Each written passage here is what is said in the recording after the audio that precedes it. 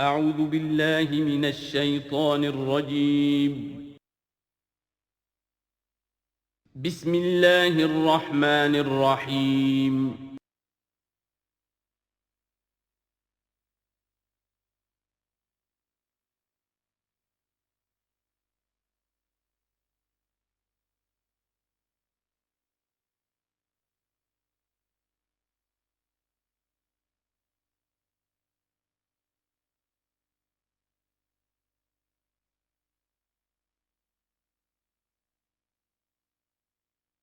ما ننسخ من آیۃ او ننسها نأت بخیر منها او مثلها الم تعلم ان اللہ علی کل شیء قدیر الم تعلم ان اللہ له ملک السماوات والارض وما لکم من دون اللہ من ولی ولا نصیر صدق اللہ العظیم۔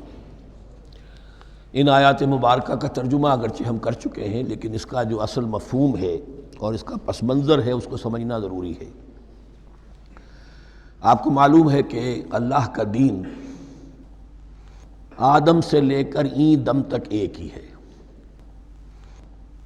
نوح کا دین، موسیٰ کا دین، عیسیٰ کا دین، محمد کا دین صلی اللہ علیہ وسلم علیہ والسلام، دین ایک ہی ہے۔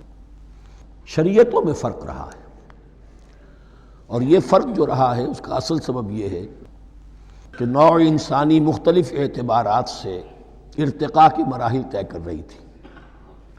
ذہنی پختگی، شعور کی پختگی، پھر سوشل ایولیوشن، تمدنی ارتقاء، یہ مسلسل جاری تھا۔ لہذا اس ارتقاء کے جس مرحلے میں رسول آئے اسی کی مناسبت سے ان کو تعلیمات دے دی گئیں۔ ان میں وہ حصے بھی تھے کہ جو ایٹرنل ہیں، جو ہمیشہ رہیں گے، اور ایسے بھی تھے کہ جو اس زمانے کی مناسبت سے تھے۔ اب جب اگلا رسول آئے گا تو ظاہر بات ہے کہ ان میں سے کچھ چیزوں میں تغیر و تبدل ہو جائے گا، کچھ چیزیں نئی آ جائیں گی، کچھ پرانی ساقط ہو جائیں گی۔ یہ پرانی چیزوں کا ساقط ہونا یہ کہلاتا ہے ناسخ ہونا، ناسخ و منسوخ کا مسئلہ، کہ وہ حکم منسوخ ہو گیا اور اس کی جگہ پر کوئی اور حکم آ گیا ہے۔ یا تو اللہ تعالیٰ تعین کے ساتھ منسوخ فرماتے ہیں، یا یہ کہ اس شے کو سرے سے لوگوں کے ذہنوں سے زائل کر دیتے ہیں۔ اعتراض یہ کر رہے تھے یہودی کہ اگر تو یہ دین وہی ہے جو موسیٰ کا تھا تو ظاہر بات ہے کہ پھر شریعت پوری وہی ہونی چاہیے۔ اس کے اعتراض کا جواب ہے جو یہاں دیا جا رہا ہے، اور یہی مسئلہ پھر قرآن میں بھی ہے۔ قرآن کی بھی تدریج کے ساتھ شریعت کی تکمیل ہوئی ہے۔ جیسا کہ میں نے پہلے عرض کیا تھا، شریعت کا بلو پرنٹ آپ کو سورہ بقرہ میں مل جائے گا آگے چل کر، لیکن شریعت کی تکمیل ہوئی ہے سورہ مائدہ میں۔ یہ جو تقریباً 5-6 سال کا وقفہ ہے، اس میں کچھ احکام شروع میں دیے گئے، پھر ان میں رد و بدل کر کے، اور پھر آخر میں الیوم اکملت لکم دینکم واتممت علیکم نعمتی ورضیت لکم الاسلام دینا۔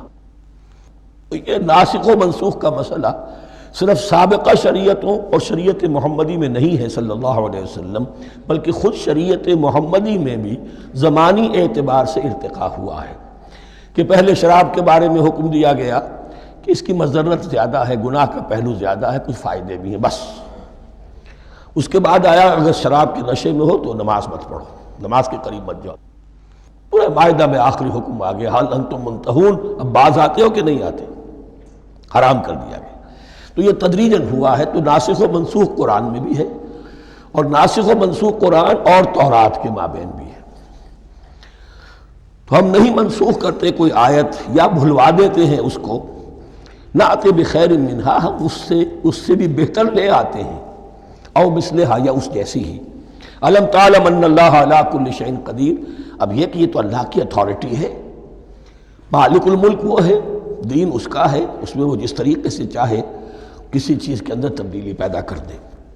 الم تعلم ان اللہ لہ ملک السماوات والارض ما لکم من دون اللہ من ولی ولا نصیر ام تریدون ان تسألوا رسولکم کما سئل موسیٰ من قبل، کیا تم یہ چاہتے ہو کہ سوال کرو یا مطالبہ کرو اپنے رسول سے بھی اسی طرح کے جس طرح کی باتیں کی گئی تھی موسیٰ سے پہلے؟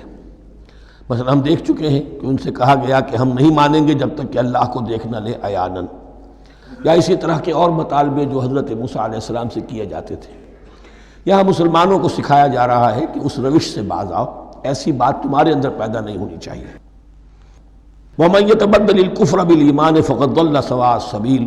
ظاہر بات ہے ایسی حرکتیں بھی اب مسلمانوں میں سے بھی جو منافقین ان میں شامل تھے وہی کر رہے ہوں گے، اس لیے فرمایا کہ جو کوئی ایمان کو ہاتھ سے دے کر کفر کو لے لے گا، یعنی منافق چونکہ دو طرفہ ہوتا ہے، اب اس کا بھی امکان ہوتا ہے کہ یکسو ہو جائے کفر کی طرف، اور اس کا بھی امکان ہوتا ہے کہ بالآخر یکسو ہو جائے ایمان کی طرف۔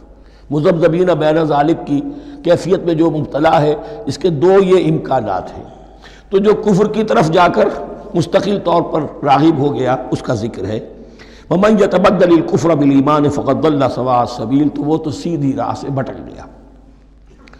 وَدَّ كَثِيرٌ مِّنْ أَهْلِ الْكِتَابِ لَوْ يَرُدُّونَكُم مِّن بَعْدِ إِيمَانِكُمْ كُفَّارًا، اہل کتاب میں سے بہت سے لوگ ہیں جو چاہتے ہیں کہ کسی طرح لوٹا کر لے جائیں تمہیں تمہارے ایمان کے بعد پھر کفار بنا دیں۔ یہ ایسے ہی ہے کہ جیسے کسی بلی کی دم کٹ جائے تو وہ یہ چاہے گی کہ ساری بلیوں کی دمیں کٹ جائیں کہ وہ کوئی علیحدہ سے نمایاں نہ رہے۔ تو وہ چاہتے تھے کہ یہ چیزیں جو ہیں ان کو واپس لے آیا جائے، اہل ایمان کو بھی کفر میں لے آیا جائے، حسدا من عند انفسہم، اور یہ ان کا طرز عمل ان کے حسد کی وجہ سے کہ کیوں یہ نعمت جو ہے ان کو دے دی گئی۔ من بعد ما تبین لہم الحق، اس کے بعد کہ ان پر حق بالکل واضح ہو چکا ہے، وہ جان چکے ہیں، پہچان چکے ہیں، کسی مغالطے میں نہیں ہے، غلط فہمی میں نہیں ہے۔ فاعفوا واصفحوا، یہ بہت اہم ہے مقام۔ تو اے مسلمانوں تم معاف کرتے رہو اور صرف نظر سے کام لو۔ اس کا اصل مطلب کیا ہے؟ ابھی تو چونکہ مدنی دور کا آغاز ہو رہا ہے، ابھی کشمکش کے اور کشاکش کے اور مقابلے کے اور تصادم کے بڑے سخت مراحل آ رہے ہیں۔ چونکہ تمہارا سب سے پہلا جو محاذ ہے وہ تو کفار مکہ کے خلاف ہے، سب سے بڑھ کر وہی آئیں گے، تم پر حملے کریں گے، جنگیں ہوں گی۔ تو فوری طور پر یہ جو آستین کے سانپ ہیں ان کو ابھی چھیڑو مت، جب تک یہ پڑے رہیں ڈورمنٹ، انہیں پڑا رہنے دو۔ ایک وقت آئے گا، یہاں یوں سمجھیے کہ یہ حکم دیا رہا ہے فی الحال انہیں چھیڑو مت، ان کے طرز عمل کے بارے میں زیادہ توجہ نہ دو، فاعفو، معاف کرتے رہو، درگزر کرتے رہو۔ اور وصفحو کہتے ہیں، صفح کہتے ہیں ایک طرف کا، یہ صفح ہے، یہ ورق ہے، صرف نظر کر لینا، دیکھا اندیکھا کر لینا، نظر انداز کر دینا، حتی یاتی اللہ بامرہ، یہاں تک کہ اللہ اپنا فیصلہ لے آئے۔ ایک وقت آئے گا کہ پھر مسلمانوں کو غلبہ آخری حاصل ہو جائے گا، اور جب جو یہ باہر کے دشمن ہیں ان سے تم نبٹ لو گے، پھر یہ کہ ان اندرونی دشمنوں کے خلاف بھی تمہیں اب آزادی دی جائے گی کہ ان کو بھی ان کے کیفر کردار تک پہنچا دو۔ ان اللہ علی کل شیء قدیر، یقیناً اللہ ہر چیز پر قادر ہے۔ واقیموا الصلاۃ وآتوا الزکاۃ، نماز قائم رکھو، زکوٰۃ دیتے رہو۔ وما تقدموا لانفسکم من خیر تجدوہ عند اللہ، اور جو کچھ بھی تم خیر میں سے، بھلائی میں سے اپنے لیے آگے بھیجو گے، کوئی مال خرچ کر رہے ہو تو خرچ کہاں ہو گیا؟ وہ تو اللہ کے ہاں ڈپازٹ ہو گیا، جمع ہو گیا۔ وما تقدموا لانفسکم من خیر تجدوہ عند اللہ، اسے اللہ کے پاس پاؤ گے۔ ان اللہ بما تعملون بصیر، یقیناً جو کچھ تم کر رہے ہو اللہ اسے دیکھ رہا ہے۔ وقالوا لن يدخل الجنۃ الا من كان هودا او نصارى۔ اب دیکھیے جب یہ نئی امت اب تشکیل پا رہی ہے تو یہودی اور نصرانی جو ایک دوسرے کے دشمن تھے مسلمانوں کے مقابلے میں جمع ہو گئے، انہوں نے کہنا یہ شروع کیا، وقالوا لن يدخل الجنۃ، ہرگز نہیں داخل ہوگا جنت میں، الا من کان ہودا او نصارا، سوائے اس کے جو یا تو یہودی ہو یا نصرانی ہو۔ وقالوا لن يدخل الجنۃ الا من کان ہودا او نصارا تلک امانیہم، یہ لفظ دوبارہ آ گیا، یہ ان کی خواہشات ہیں، من گھڑت خیالات ہیں، ان کی وشفل تھنکنگ ہے۔ قل ہاتوا برہانکم ان کنتم صادقین، کہو ان سے لاؤ کوئی دلیل اگر تم سچے ہو، دلیل کتاب سے لاؤ، کہیں تورات میں لکھا ہے یہ، کہیں یہ انجیل میں لکھا ہے، جو تورات اور جو انجیل تمہارے پاس ہے اسی میں سے دکھا دو کہ یہ لکھا ہوا ہو، کہیں لکھا ہوا نہیں۔ اب یہاں پر وہ یونیورسل ٹروتھ آ رہا ہے، بلا من اسلم وجہہ للہ وہو محسن، کیوں نہیں، ہر وہ شخص کے جو اپنا چہرہ اللہ کے سامنے جھکا دے اور وہ محسن ہو، اس کا رویہ صدق پر، سچائی پر، حسن کردار پر مبنی ہو، سر کا جھکانا منافقانہ نہ ہو، جزوی نہ ہو کہ کچھ مانا کچھ نہیں مانا۔ بلا من اسلم وجہہ للہ وہو محسن فلہ اجرہ عند ربہ، تو اس کے لیے اس کا اجر محفوظ ہے اس کے رب کے پاس۔ فلا خوف علیہم ولا هم یحزنون، نہ ان پر کوئی خوف ہوگا اور نہ ہی وہ حزن سے دوچار ہوں گے۔ یہ دوسری آیت ہے کہ جس سے کچھ لوگوں نے استدلال کیا ہے کہ ایمان بالرسالت ضروری نہیں ہے۔ اب دیکھیے اس کا جواب وہی ہوگا، نمبر ایک تو یہ ہر جگہ پر ساری چیزیں بیان نہیں کی جایا کرتی، کوئی چیز کہیں بیان کی گئی، کوئی کہیں بیان کی گئی ہے۔ کتاب کو لینا ہے تو پوری کو پوری ایک کتاب کی حیثیت سے۔ دوسرا یہ کہ یہ سارا سلسلہ کرام جو ہے، جو دو بریکٹس کے مابین آ رہا ہے، اس میں پہلے سے ہے وَآمِنُوا بِمَا أَنزَلْتُ مُصَدِّقًا لِمَا مَعَكُمْ وَلَا تَكُونُوا أَوَّلَ كَافِرٍ بِهِ، تو وہ تو ضرب کھا رہی ہے اس پورے کے پورے مضامین کے سلسلے سے جو ان دو بریکٹوں کے درمیان آ رہا ہے۔ اب دیکھیے ایک طرف تو ان کا کہنا یہ تھا کہ جنت میں داخل نہیں ہوگا مگر وہی جو یہودی ہو یا نصرانی ہو۔ اب عمل کیا ہے؟ وَقَالَتِ الْيَهُودُ لَيْسَتِ النَّصَارَىٰ عَلَىٰ شَيْءٍ، یہودی کہتے ہیں نصارہ کی کوئی حیثیت نہیں، کوئی بنیاد نہیں، کوئی جڑ نہیں۔ وَقَالَتِ النَّصَارَىٰ لَيْسَتِ الْيَهُودُ عَلَىٰ شَيْءٍ، اور نصارہ کہتے ہیں کہ یہود کی کوئی بنیاد نہیں، بے بنیاد لوگ ہیں، کوئی حقیقت ان کی حقانیت ہے ہی نہیں۔ وَهُمْ يَتْلُونَ الْكِتَابَ، اور مزہ یہ ہے کہ دونوں ایک کتاب پڑھ رہے ہیں۔ اولڈ ٹیسٹمنٹ تو مشترک ہے یہودیوں میں اور عیسائیوں میں، یہ بہت اہم نکتہ ہے۔ اور جدید عیسائیت میں جو ایک بہت بڑی طاقت ابھر رہی ہے امریکہ میں، وہ ہے کہ جو یہ عیسائیت کو جیوڈائز کر رہی ہے، کیونکہ رومن کیتھولک مذہب جو تھا اس نے تو چونکہ گویا کہ سارا رشتہ توڑ لیا تھا بائبل سے، سارا اختیار پوپ کے ہاتھ میں آ گیا تھا، لیکن پروٹیسٹنٹس نے پھر بائبل کو قبول کیا۔ اب اس کی منطقی انتہا یہ کہ اولڈ ٹیسٹمنٹ کے اوپر بھی اب ان کی توجہ ہو رہی ہے کہ آخر یہ بھی تو ہم مانتے ہیں کہ ہماری کتاب ہے، اور اس میں جو کچھ لکھا ہے اس کو نظر انداز کیسے کر سکتے ہیں۔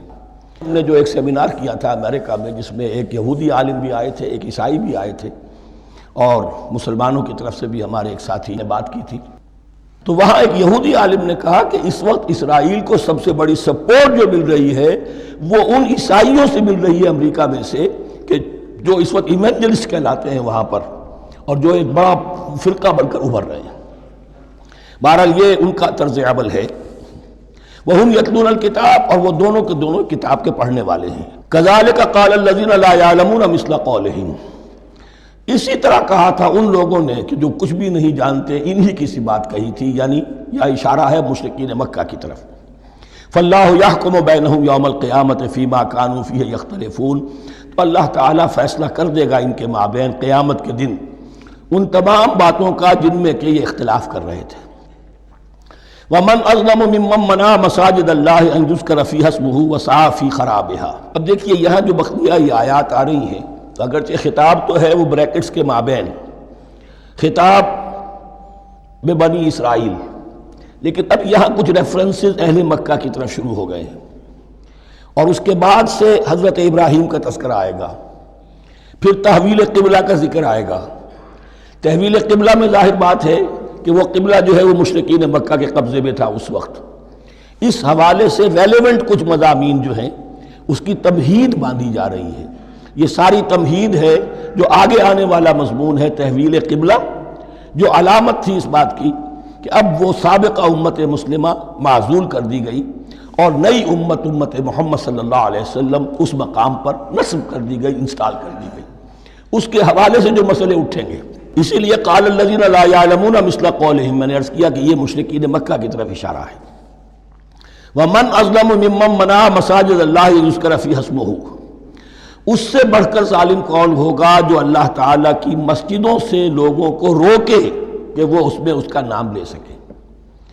چونکہ مشرکین مکہ نے مسلمانوں کو محروم کر دیا تھا حرم سے، اب وہاں جانے کی ان کو اجازت نہیں تھی۔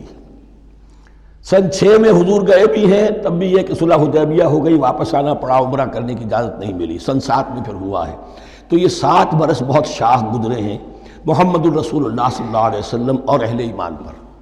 اب یہاں ذکر ہو رہا ہے ان کا قریش کا۔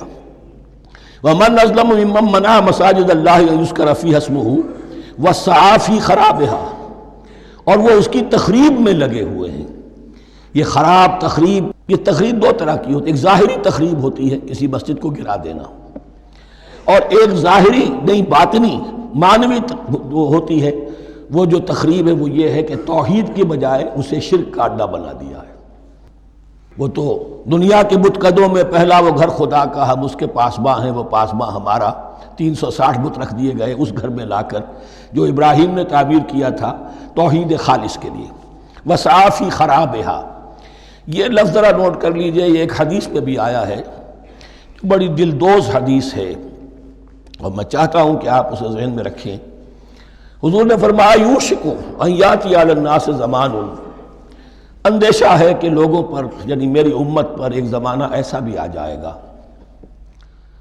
اب گنتے جائیے، لا یبقى من الاسلام الا اسمہ، اسلام میں سے اس کے نام کے سوا کچھ نہیں بچے گا، ولا یبقى من القرآن الا رسمہ، قرآن میں سے اس کے رسم الخط، الفاظ اور حروف کے سوا کچھ نہیں بچے گا، اسی کی اللہ تعالیٰ نے ضمانت دی ہے، یہ محفوظ رہے گا رسم عثمانی۔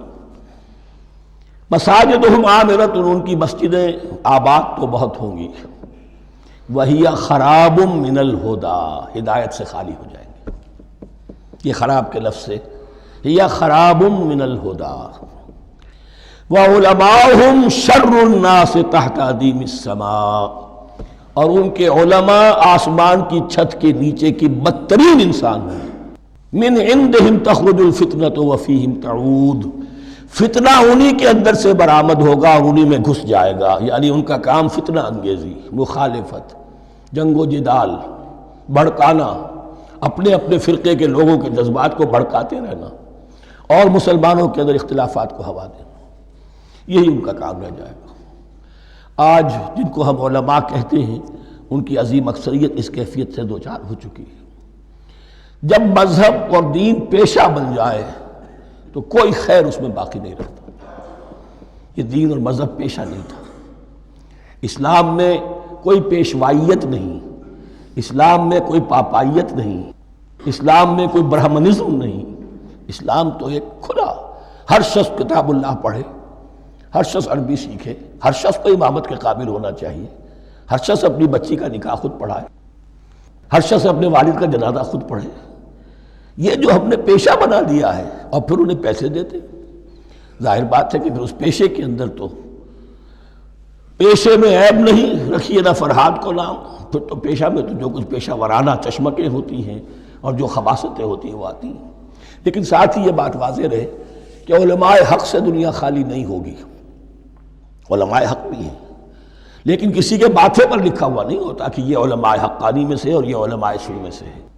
باقی یہ صحیح بات ہے کہ اکثریت ادھر جا چکی ہے، ورنہ امت کا بیڑا غرق نہ ہوتا، سیدھی سیدھی بات، یہ بیڑا غرق ہوا ہے تو آخر کوئی سبب ہے۔ اولئک ما کان لہم ان یدخلوها الا خائفین، ایسے لوگوں کو تو سوائے اس کے ان کا کوئی مقام نہیں ہے کہ انہیں داخل ہونے کی بھی اجازت نہیں ہونی چاہیے اس میں، یعنی اللہ کی مسجدوں میں، مگر خوف زدہ ہو کر، ڈر کر۔ لہم فی الدنیا خزی، کے لیے دنیا میں بھی رسوائی اور ذلت ہے، وَلَهُمْ فِي الْآخِرَةِ عَذَابٌ عَظِيمٌ، اور آخرت میں ان کے لیے عذاب عظیم ہے۔ وَلِلَّهِ الْمَشْرِقُ وَالْمَغْرِبُ، اب دیکھیے تمہید ہو رہی ہے تحویل قبلہ کے لیے۔ اب ظاہر بات ہے کہ بڑی حساس جو ہے وہ ایک کیفیت تھی یہ، تو یروشلم کے ساتھ جن کو دلچسپی تھی اور ان کے دلوں میں اس کی عقیدت تھی، مکہ مکرمہ اور بیت اللہ کے ساتھ جن کو دلچسپی تھی اور ان کے دلوں میں اس کی عقیدت تھی، تو اس حوالے سے یہ قبلہ بدلنا، اور 2 دفعہ بدلا ہے قبلہ، پہلے آ کے مدینے میں حضور نے یروشلم کی طرف 16 مہینے نماز پڑھی اور پھر تحویل قبلہ ہوا، تو اب اس میں کئی امتحان ہو گئے، وہ آگے آ جائے گا، لیکن اس کی تمہید باندھی جا رہی ہے۔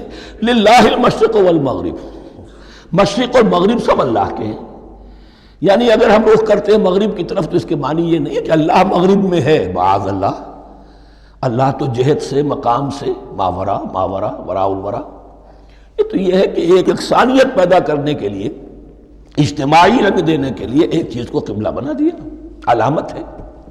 غالب نے ٹھیک کہا ہے، قبلے کو اہل نظر قبلہ نما کہتے ہیں، قبلہ جو ہے وہ مسجود تو نہیں ہے پرے سرحد ادراک سے اپنا مسجود، قبلے کو اہل نظر قبلہ نما کہتے ہیں۔ للہ المشرق والمغرب فینما تولوا فثم وجہ اللہ، جدھر بھی تم رخ کرو گے وہ اللہ ہی کا رخ ہے۔ ان اللہ واسع علیم، یقیناً اللہ بہت وسعت والا ہے، بہت وسعت والا ہے، وہ کسی سمت میں محدود نہیں ہے، اور علیم ہے، ہر شے کا جاننے والا ہے۔ دیکھیے یہاں یہ آیت کہہ کے اور چھوڑ دیا مسئلہ، اگلے مسئلے پر آ گئے۔ آگے آپ کو پتہ چلے گا کہ یہ در حقیقت ایک تمہید باندھی جا رہی ہے تحویل قبلہ کے لیے۔ وقالوا اتخذ اللہ ولدا سبحانہ، اور ان میں وہ بھی ہیں، اب ظاہر بات ہے یہاں پھر اشارہ ہو رہا ہے وہ اہل مکہ کی طرف، جنہوں نے یہ کہا ہے کہ اللہ نے اولاد اپنے لیے اختیار کی، یعنی وہ کہتے تھے کہ یہ جو فرشتے ہیں یہ اللہ کی بیٹیاں ہیں، نصارہ کہتے تھے کہ حضرت مسیح اللہ کے بیٹے ہیں، اور یہودیوں کا بھی ایک گروہ ایسا تھا جو حضرت عزیر کو اللہ کا بیٹا کہتا تھا۔ بل لہ ما فی السماوات والارض، نہیں، آسمانوں اور زمین میں جو کچھ ہے اسی کی ملکیت ہے، سب مخلوق ہیں، مملوک ہیں، خالق اور مالک صرف وہ ہے۔ کل لہ قانتون، اور سب کے سب اس کے فرما بردار ہیں، بڑے سے بڑا رسول، بڑے سے بڑا ولی، بڑے سے بڑا فرشتہ، بڑے سے بڑے اجرام سماویہ، سب کل لہ قانتون۔ بدیع السماوات والارض، وہ آسمان اور زمین کو پیدا کرنے والا ہے بغیر کسی شے کے۔ یہ ابداع اور خلق، ان میں فرق ہے۔ ابداع، بلکہ شاہ ولی اللہ دہلوی نے حجت اللہ البالغہ کا جو پہلا چیپٹر ہے اس کو یہی 3 عنوان دیے ہیں۔ اللہ تعالیٰ کے افعال بنیادی طور پر 3 ہیں، ابداع، خلق، تدبیر۔ ابداع ہے جسے انگریزی میں کہتے ہیں کریشن ایکس نیہیلو، عدم محض سے کچھ بنا دیا، کچھ نہیں تھا اور بنا دیا، کن فیکون، یہ ابداع ہے۔ خلق ہے اب ایک چیز سے دوسری چیز بنانا،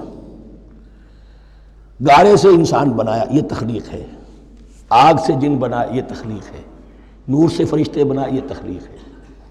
تو ابداع، بدیع وہ ہے کہ جس نے نئی چیز، اسی لیے بدعت ہمارے ہاں کہلاتی ہے وہ شے جو دین میں نہیں تھی اور خواہ لا کے شامل کر دی گئی، جس کی کوئی جڑ بنیاد دین میں نہیں ہے، وہ بدعت ہے۔ اس سے یہ لفظ بدیع السماوات والارض، وَإِذَا قَضَىٰ أَمْرًا فَإِنَّمَا يَقُولُ لَهُ كُن فَيَكُونُ، اس کی شان تو یہ ہے کہ جب وہ کسی معاملے کا فیصلہ کر لیتا ہے تو بس کہتا ہے کہ ہو جا، اور وہ ہو جاتی ہے۔ وَقَالَ الَّذِينَ لَا يَعْلَمُونَ لَوْلَا يُكَلِّمُنَا اللَّهُ وَتَأْتِينَا آیَةٌ، اور کہا ان لوگوں نے جو علم نہیں رکھتے، یہاں پھر وہی مشرکین مکہ کی طرف روئے سخن ہے، کیوں نہیں بات کرتا ہم سے اللہ، اور کیوں نہیں کوئی لے آتا ہمارے پاس کوئی نشانی۔ یہ میں عرض کر چکا ہوں، یہ مضمون جو ہے کہ ان کا مطالبہ تھا بہت شدت کے ساتھ کہ کوئی معجزے ویسے ہی دکھاؤ جیسے تم کہتے ہو کہ عیسیٰ نے دکھائے تھے، موسیٰ نے دکھائے تھے، تو ہمارے یہ مطالبے پورے کر دو، ہم مان لیں گے۔ یہ ذکر آئے گا سورہ انعام میں اور پھر سورہ بنی اسرائیل میں۔ كَذَلِكَ قَالَ الَّذِينَ مِن قَبْلِهِمْ مِثْلَ قَوْلِهِمْ، اسی طرح کی باتیں جو لوگ ان سے پہلے آئے تھے وہ بھی کہتے رہے۔ تشابہت قلوبہم، ان کے دل ایک دوسرے سے مشابہ ہو گئے ہیں۔ قد بینا الآیات لقوم یوقنون، اور ہم نے تو اپنی آیات کو واضح کر دیا ہے ان لوگوں کے لیے جو یقین کرنا چاہیں۔ انا ارسلناک بالحق بشیرا ونذیرا، اے نبی ہم نے آپ کو بھیجا ہے حق کے ساتھ بشیر اور نذیر بنا کر۔ بنیادی حیثیت آپ کی یہ ہے کہ آپ اہل حق کو بشارت دیں، فراح و ریحان و جنت نعیم، فسلام لک من اصحاب الیمین، یہ بشارت دیجیے۔ اور جو غلط راستے پر جائیں، کفر کریں، منافقت میں مبتلا ہوں، ملحد ہوں اور بدعملی کریں، ان کو آپ خبردار کر دیجئے کہ جہنم ان کے لیے تیار کر دی گئی ہے۔ آپ کا کام دعوت ہے، ابلاغ ہے، تبلیغ ہے، نصیحت ہے۔ وَلَا تُسْأَلُ عَنْ أَصْحَابِ الْجَحِيمِ، آپ سے سوال نہیں کیا جائے گا جہنمیوں کے بارے میں کہ محمد یہ کیوں جہنم میں پہنچ گئے، ہم نے تمہیں بھیجا تھا، تمہارے ہوتے ہوئے یہ جہنمی کیوں ہو گئے؟ نہیں، یہ آپ کی ذمہ داری نہیں ہے۔ کون جنت میں جانا چاہتا ہے، کون جہنم میں جانا چاہتا ہے، یہ آدمی کا اپنا فیصلہ ہے۔ آپ کا کام ہے کہ حق کو واضح کر دیں، ہاں وضاحت میں کمی نہ رہ جائے، حق واضح ہو جائے، کوئی اشتباہ نہ ہو، بالکل مبرہن ہو جائے، واضح ہو جائے، بس یہ ذمہ داری آپ کی ہے، اس سے زیادہ نہیں۔ یہ مسئولیت جو ہوتی ہے، انسان اگر اپنی اصل مسئولیت سے زیادہ ذمہ داری اپنے سر پر ڈال لے تو اس سے بھی بہت بڑی بڑی گمراہیاں پیدا ہوتی ہیں۔ اور اس کا جو تذکرہ ہو رہا ہے بڑی گمراہی تو معاذ اللہ وہ تو ہمارے حوالے سے ہوتی ہے۔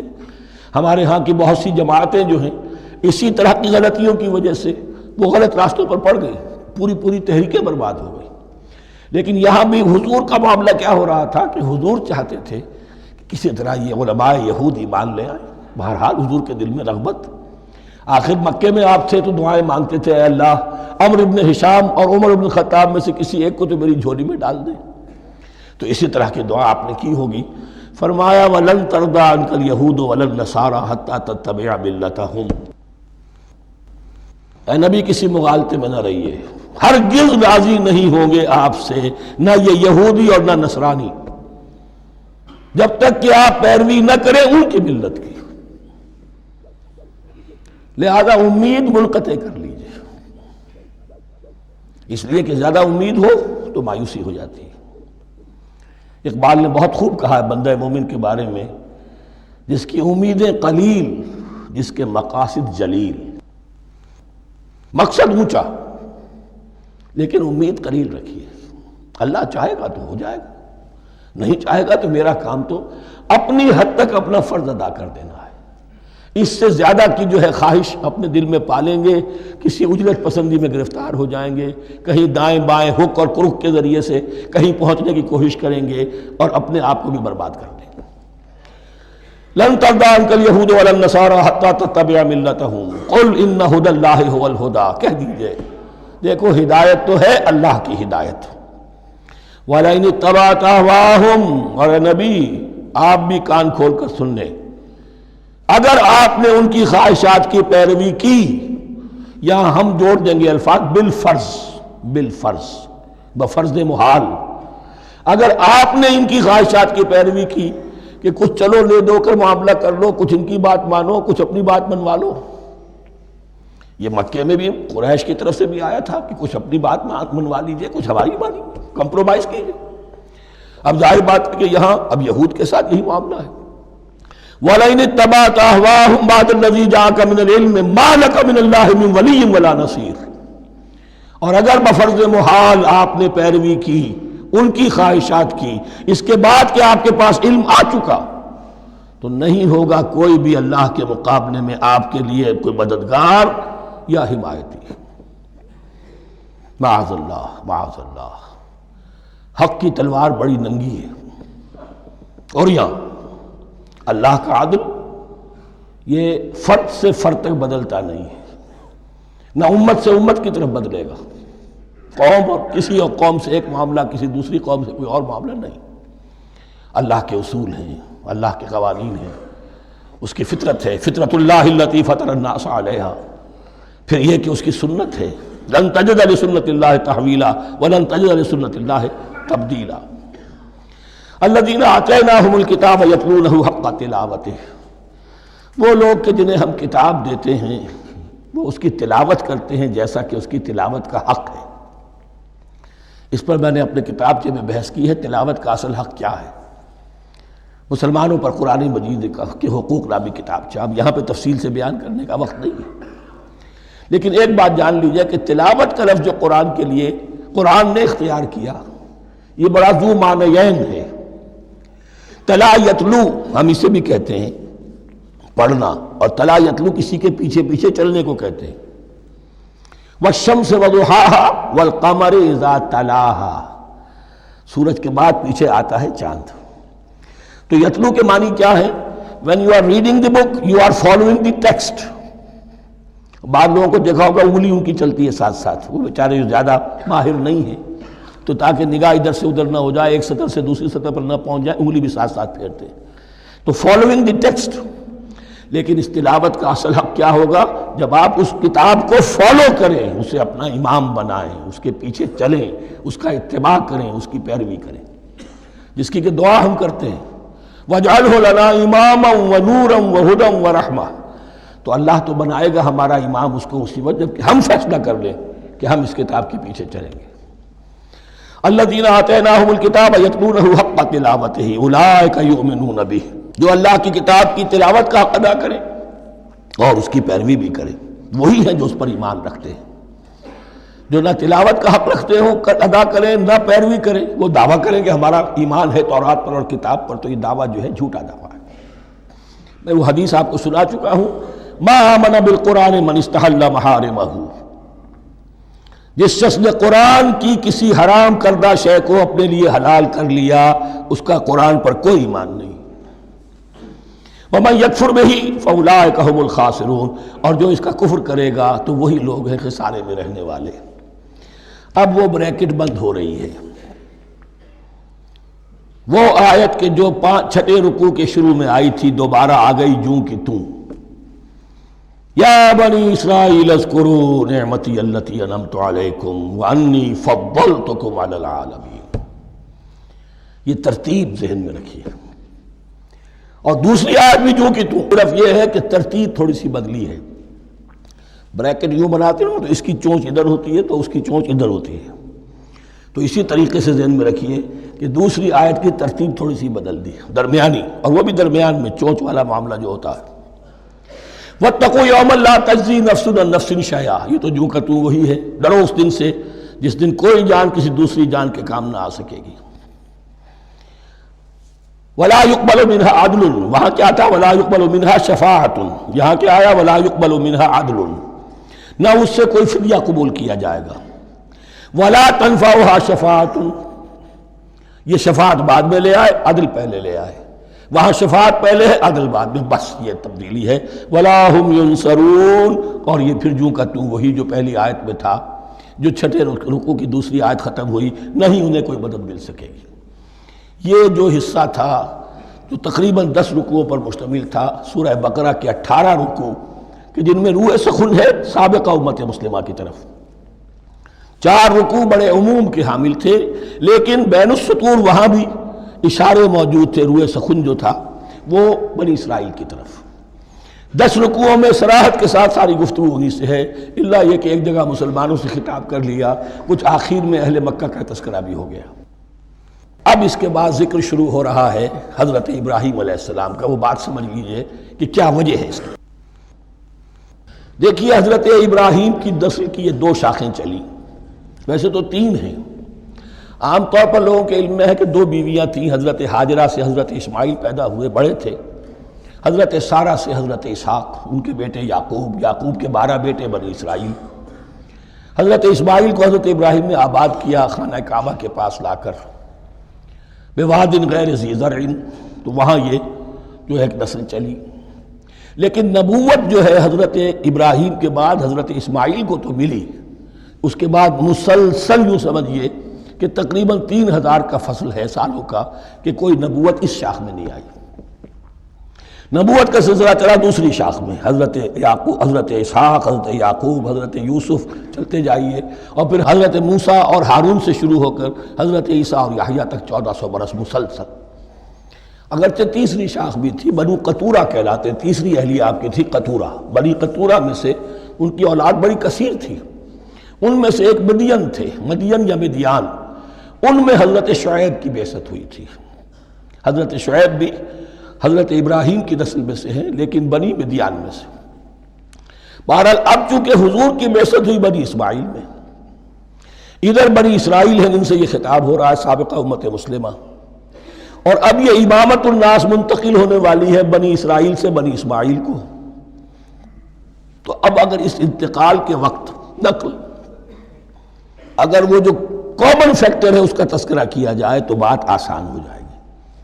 ابراہیم ہی تو جد امجد ہے نا تمہارے، تم یعقوب کی اولاد ہو ٹھیک ہے، لیکن یعقوب کس کے بیٹے تھے؟ اسحاق کے۔ اسحاق کس کے بیٹے تھے؟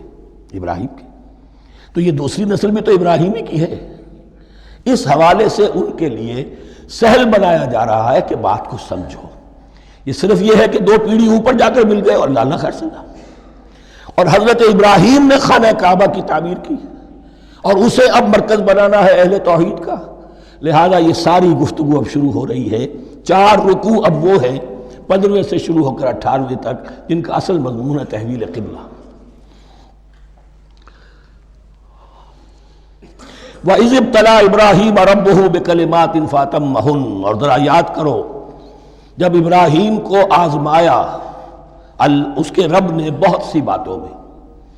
میرا ایک کتاب چاہے حضرت ابراہیم کی شخصیت پر، حج اور عید الاضحیٰ اور ان کی اصل روح، اور اس میں ایک تحریر ہے، ایک تقریر ہے، جو تحریر ہے وہ مجھے بہت پسند ہے کہ کیسے کیسے امتحان آئے ہیں حضرت ابراہیم علیہ السلام پر۔ فَأَتَمَّهُنَّ، اب یہ ایک جملے میں ایک پوری داستان ہے. اس نے ان سب کو پورا کیا، سب میں پاس ہو گیا، ہر امتحان سے کامیابی کے ساتھ with flying colors ہر امتحان سے نکلے.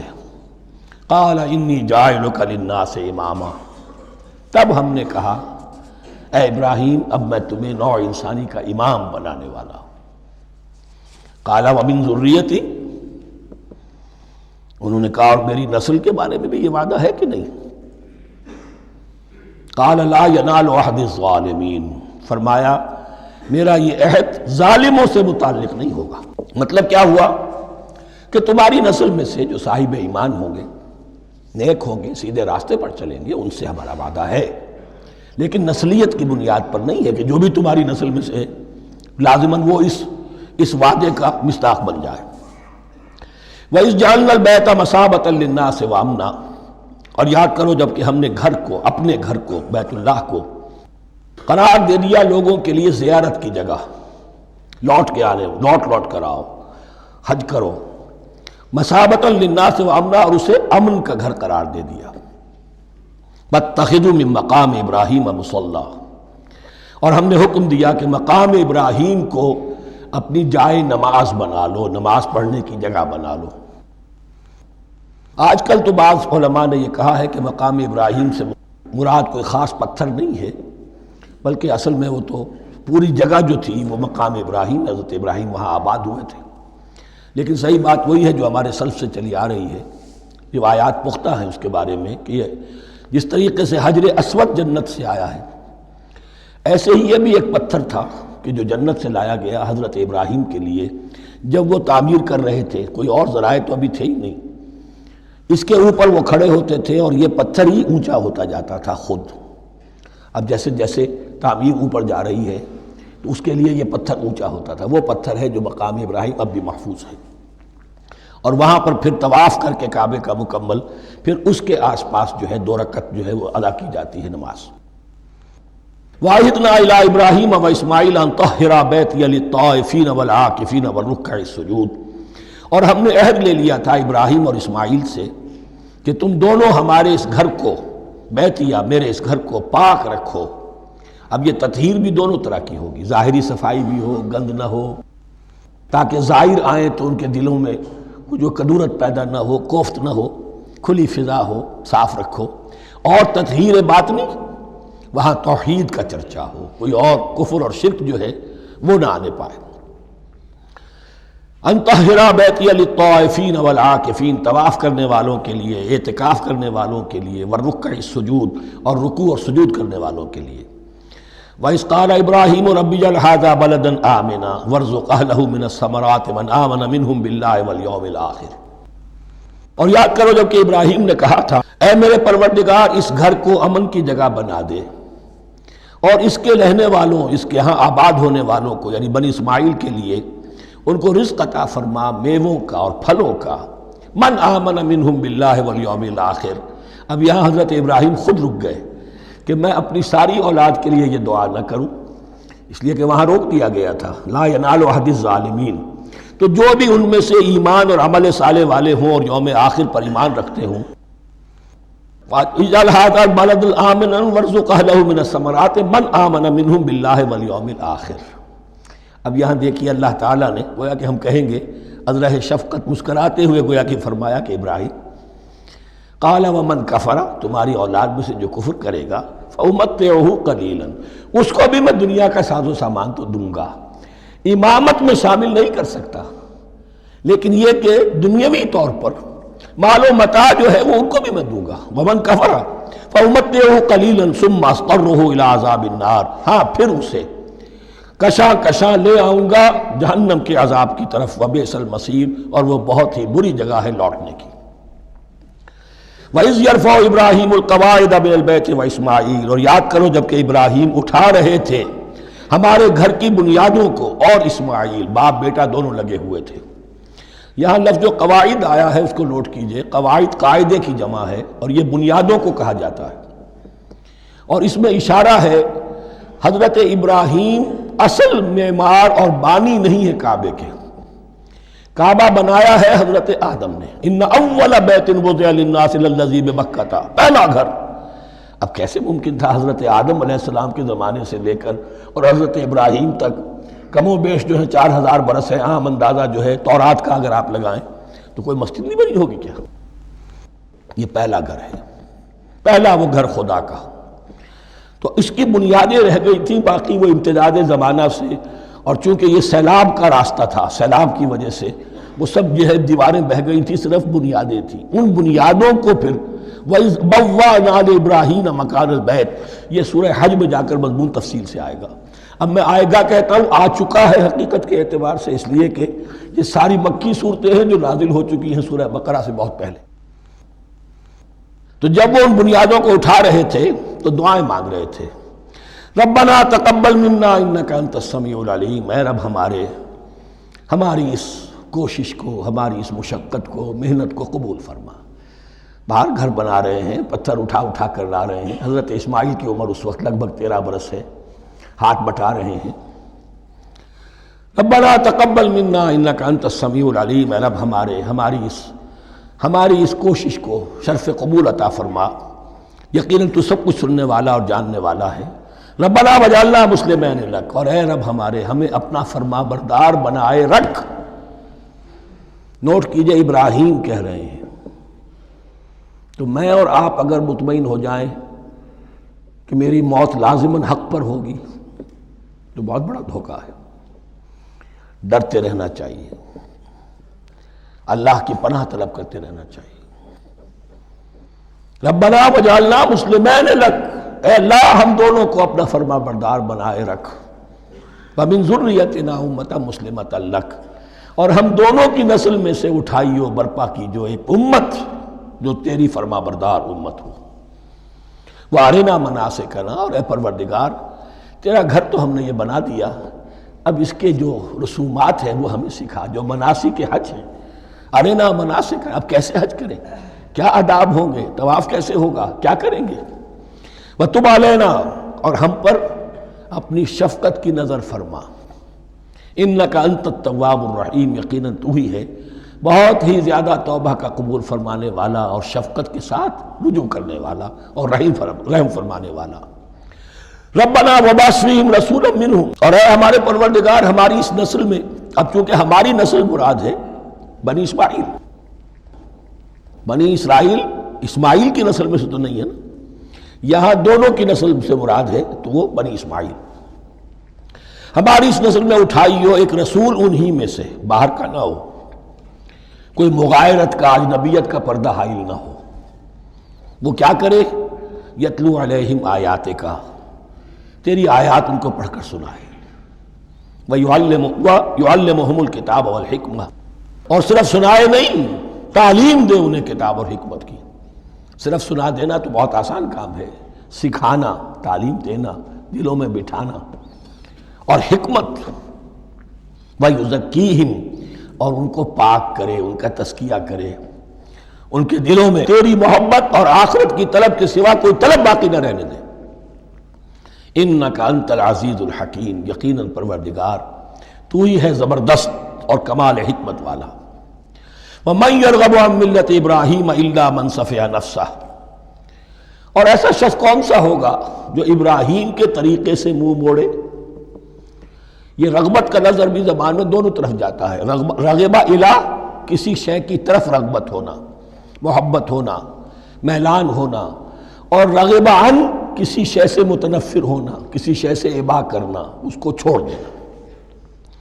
وَمَن يَرْغَبُ عَن مِّلَّةِ إِبْرَاهِيمَ إِلَّا مَن سَفِهَ نَفْسَهُ، سوائے اس کے جس نے اپنے آپ کو حماقت ہی میں مبتلا کرنے کا فیصلہ کر لیا ہو، اور کون ہوگا جو ابراہیم کے طریقے سے منہ موڑے۔ وَلَقَدِ اصْطَفَيْنَاهُ فِي الدُّنْيَا، اور ہم نے تو اسے دنیا میں بھی پسند کر لیا تھا، چن لیا تھا۔ وَإِنَّهُ فِي الْآخِرَةِ لَمِنَ الصَّالِحِينَ، اور یقیناً آخرت میں بھی وہ ہمارے صالح بندوں میں سے ہوں گے۔ اذ قال له ربه اسلم قال اسلمت لرب العالمین، جب کہا اس سے اس کے پروردگار نے کہ مانو میرا حکم، اس نے کہا پروردگار قبول ہے تیرا حکم، یہاں تک کہ ذبح کرو بیٹے کو، حاضر۔ یہ آخری امتحان تھا، آخر 100 برس کی عمر میں، 87 برس کی عمر میں دعائیں مانگ مانگ کر بیٹا لیا تھا اسماعیل۔ حضرت سارہ کے ہاں کوئی اولاد نہیں ہوئی تھی، اب وہ 13 برس کا تھا، بازو بن گیا تھا اور اس وقت ذبح کرنے کا حکم آیا۔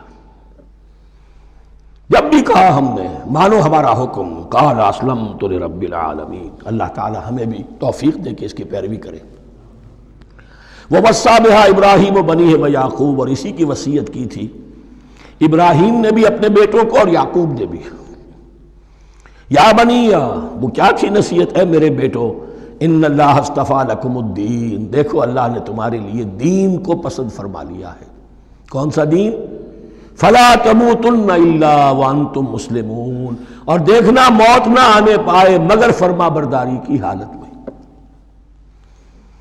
یہی بات آئے گی سورہ آل عمران میں مسلمانوں سے خطاب کر کے، یا ایھا الذین آمنوا اتقوا اللہ حق تقاتہ ولا تموتن الا وانتم مسلمون، اور ان الدین عند اللہ الاسلام ومن یبتغ غیر الاسلام دینا فلن یقبل منہ۔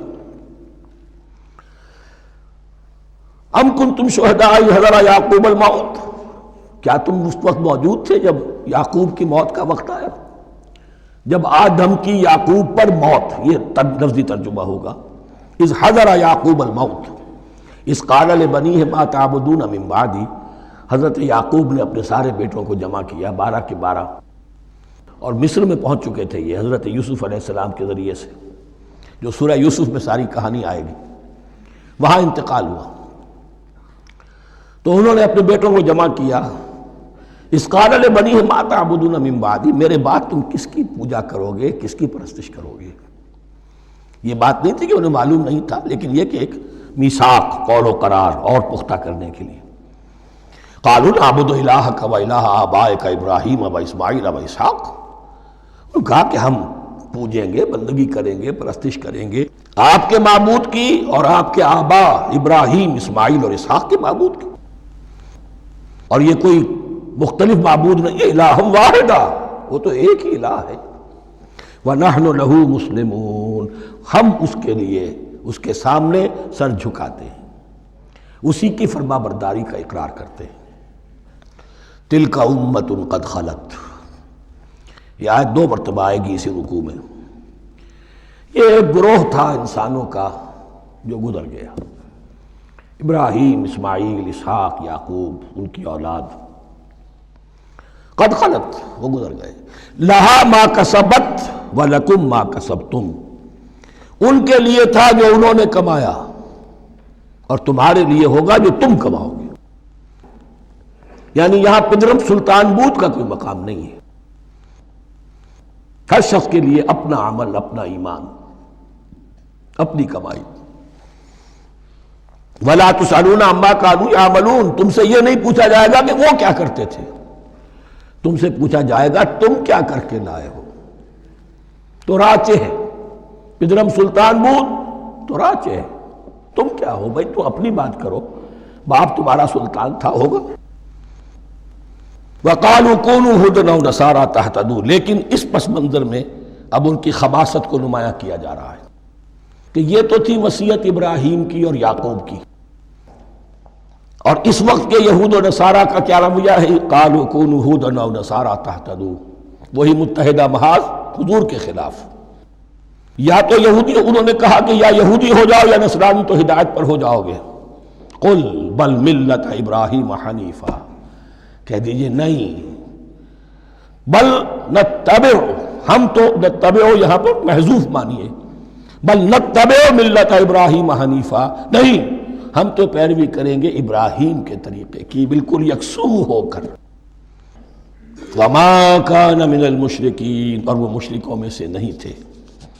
قولوا آمنا باللہ، اب یہاں مسلمانوں کو حکم دیا جا رہا ہے، دیکھو تم ان کے جو کچھ وہ کہتے ہیں اس کے جواب میں تم یہ کہو، قولوا کہو آمنا باللہ، ہم ایمان رکھتے ہیں اللہ پر، وما انزل الینا، اور جو کچھ نازل کیا گیا ہماری جانب، وما انزل الی ابراہیم و اسماعیل و اسحاق و یعقوب، اور جو کچھ نازل کیا گیا ابراہیم اور اسماعیل اور اسحاق اور یعقوب کی طرف، والاسباط، اور ان کی اولاد کی طرف، وما اوتی موسیٰ و عیسیٰ، اور جو کچھ دیا گیا موسیٰ کو اور عیسیٰ کو، وما اوتی النبیون من ربہم، اور جو کچھ دیا گیا تمام نبیوں کو ان کے رب کی طرف سے، لا نفرق بین احد منہم، ہم ان میں سے کسی کے مابین تفریق نہیں کرتے، ہم سب کو مانتے ہیں۔ دیکھیے ایک ہے تفضیل، کسی کو ایک کو زیادہ افضل سمجھنا دوسرے سے، یہ اور بات ہے، وہ تو سورہ آل عمران میں آئے گا تلک الرسل فضلنا بعضهم علی بعض۔ تفریق یہ کہ ایک کو مانے ایک کو نہ مانے، ان رسولوں میں سے ایک کا انکار سب کا انکار ہے۔ لا نفرق بین احد منہم ونحن له مسلمون، اور ہم نے تو اسی کی فرما برداری کا قلادہ اپنی گردن میں ڈال دیا ہے۔ فَإِنْ آمَنُوا بِمِثْلِ مَا آمَنْتُمْ، پھر اے مسلمانوں اگر یہ بھی ایمان لائیں یہود اور نصارہ بالکل اسی طرح جیسے تم ایمان لائے ہو، نو کمپرومائز، ٹھیک ٹھیک وہی دین اختیار کریں، وہی راستہ جو کہ محمد کے ذریعے سے تمہیں دیا گیا صلی اللہ علیہ وسلم۔ فَإِنْ آمَنُوا بِمِثْلِ مَا آمَنْتُمْ بِهِ فَقَدْ اهْتَدَوْا، تب وہ ہدایت پر ہوں گے۔ وَإِنْ تَوَلَّوْا، اور اگر وہ پیٹھ موڑ لیں، فَإِنَّمَا هُمْ فِي شِقَاقٍ، تو اس کے معنی یہ ہیں کہ وہ زدم زدہ میں اور دشمنی کے اندر وہ مبتلا ہو چکے ہیں۔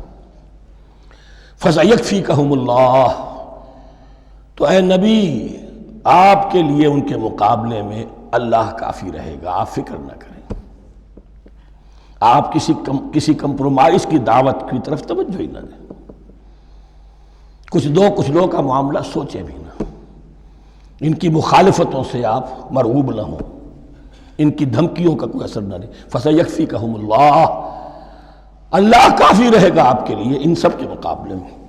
وَهُوَ السَّمِيعُ الْعَلِيمُ، اور یقیناً وہ سب کچھ سننے والا اور جاننے والا ہے۔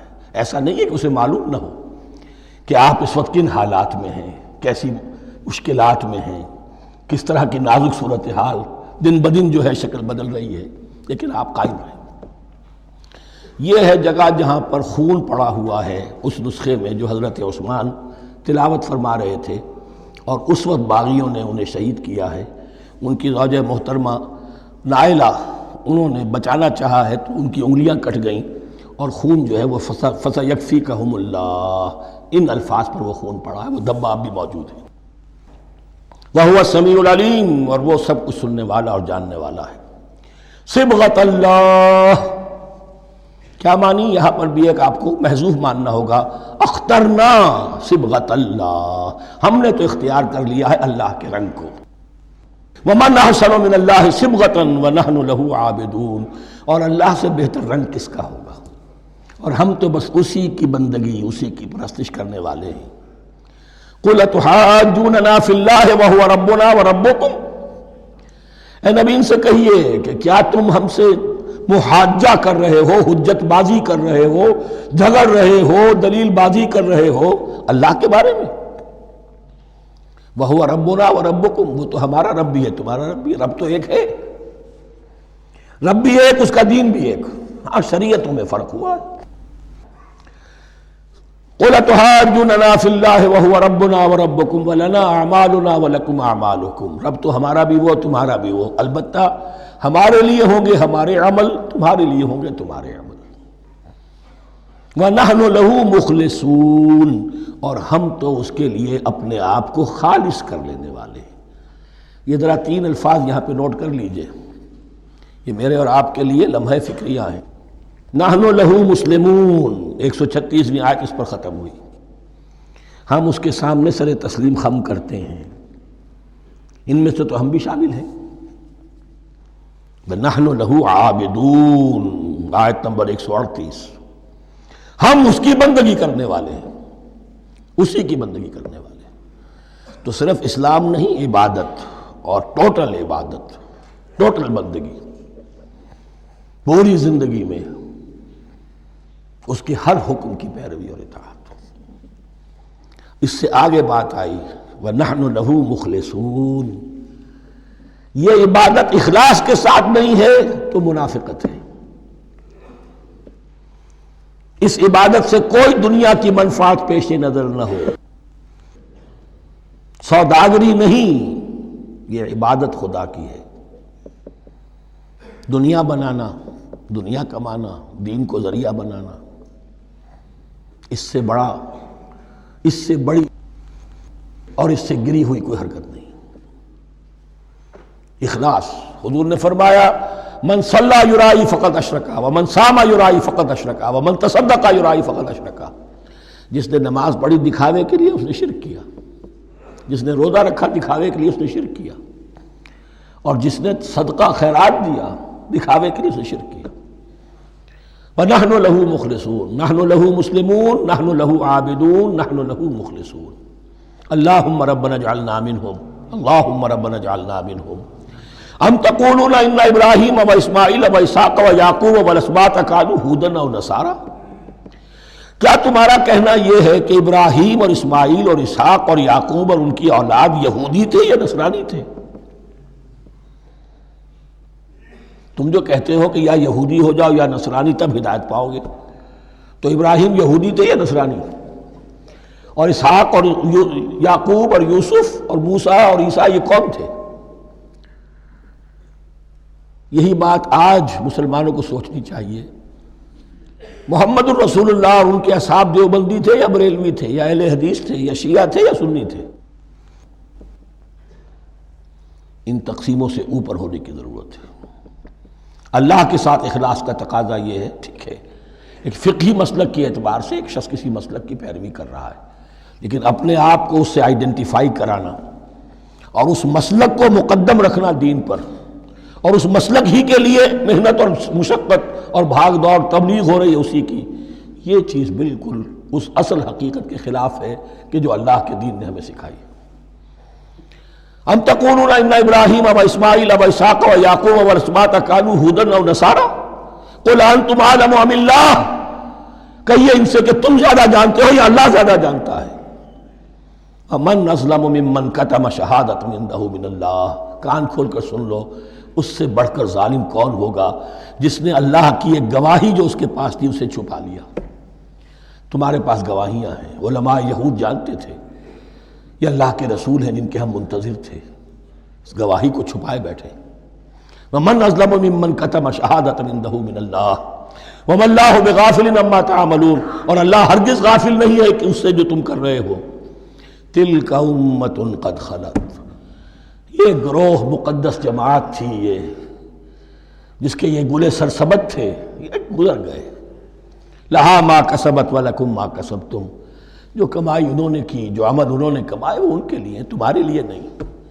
تمہارے لیے وہ ہوگا جو تم کماؤ گے. ولا تسألون عما كانوا يعملون. اور تم سے ان کے عمل کے بارے میں نہیں پوچھا جائے گا کہ انہوں نے کیا کیا، تم سے سوال یہ ہوگا کہ تم نے کیا کیا. بارک اللہ لی ولکم فی القرآن العظیم ونفعنی وإیاکم بالآیات والذکر الحکیم.